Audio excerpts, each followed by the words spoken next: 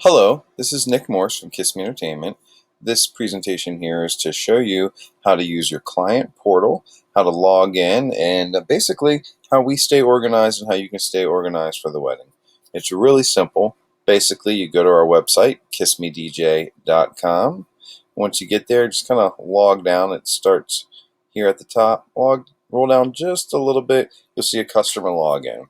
What you want to do is put in the date of your wedding here in your last name. I've created a fictitious account here for this. And just as a side note here, this is where you can check your availability if you're new. And also, this is a guest request system right here for your guests if you'd like to have them access to look at music and put a few requests in. So once you put in your last name, lowercase typically, and hit sign in. What's going to pop up is the client area. So what's going to happen here is the date of the event, the location, time, how many days away to the event. Your pertinent information will be right here. Our emails and everything will be right here that we correspond with each other. So we'll have a quick and easy reference point. Your balance due, reservations that you paid, everything is all right here. So you click on the My Event tab here. And once you've clicked on that, you'll see a couple tools here. The most important tools are over here to the right. Now, the first one is kind of a fun one here, and this is the Request Music tool. If you click on this, you'll go into an area where you'll be able to add music to priority request, additional request, and then do not play. And if there's something that's not in here, you can go to special requests. This music request here, you can select over here the type of charts you want, Billboard Top 100, Top 5,000 of all times. It'll show it. If you click on any song, you can click Add to Playlist, and what will happen, it'll show you the lyrics of the song, the video to the song. You can write in notes like play this at a particular time, or if you don't like the song, you can hit Do Not Play, and it will go to a Do Not Playlist over here. If you see a song you do like, you can click Add to Playlist and say, play after dinner and make an additional request. Typically, what we like to do is you have as many additional requests as you want. These are all the dance songs that you'd like to have throughout the evening and, perhaps dinner selection songs. Priority requests are songs that, maybe might not make sense to some people, but you really want to get them in there. This is not to be confused with songs like your first dance or introductions. Those are all going to be in another area. So basically what we'd like to do here is we can click out of this area, and you can play with this tool. You'll see lots of fun ways to look through here. Go back to the event home there, and I'd like for you to see the Kiss Me Wedding Outline. Kiss Me Wedding Outline, this is going to be what keeps us organized for the day. This is going to have all your ceremony details. Do you want what type of music? Entrances, things of that nature. This is going to be type of music that you might want for cocktail hour. If we're going to do introductions, who's going to be introduced? It's all going to be right here in this area, and it's very important that you fill this out. You may have a planner. Your planner is going to have a timeline, but she is not going to know right here, for example, what the wedding party introduction song is going to be for the wedding party and what an introduction song might be for you guys right here. Wedding planner, they would know, who's going to be given a toast, but we like to know as well. You can pick cake cutting songs, and then a lot of things people leave blank. They come down to the keys to get married, and they don't need a bouquet toss and a garter song. They might not have that many single people at the wedding. So if it's not applicable to you, just leave it blank.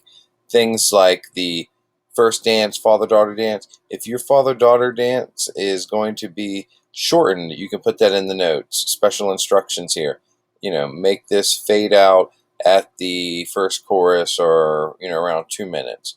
Now, you can also put some of the song choices in here. Some people get very detailed. They'll pick 100 songs, even though there's not enough time for 100 songs.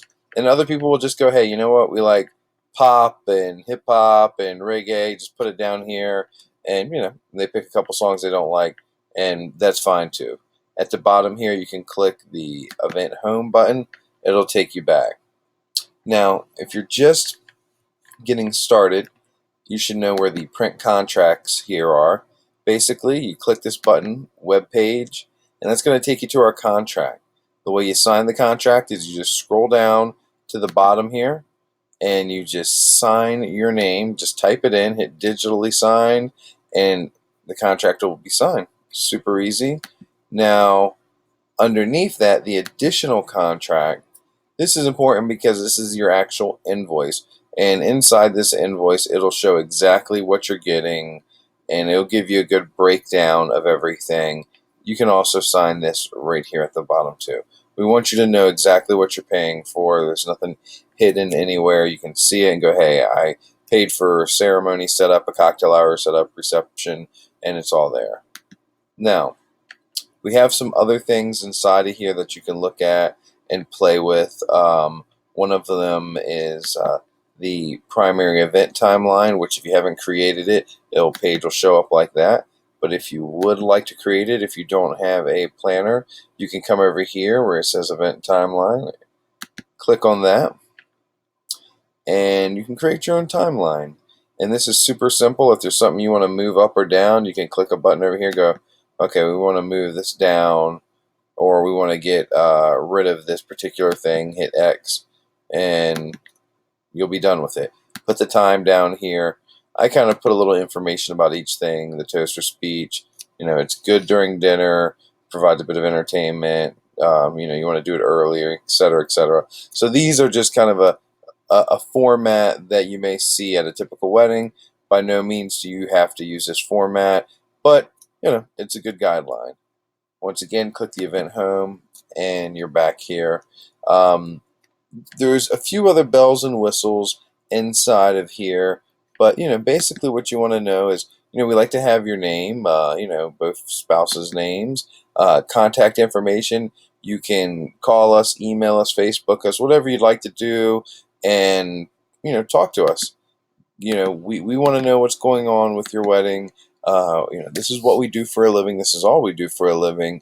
And this right here allows us to communicate with you in real time.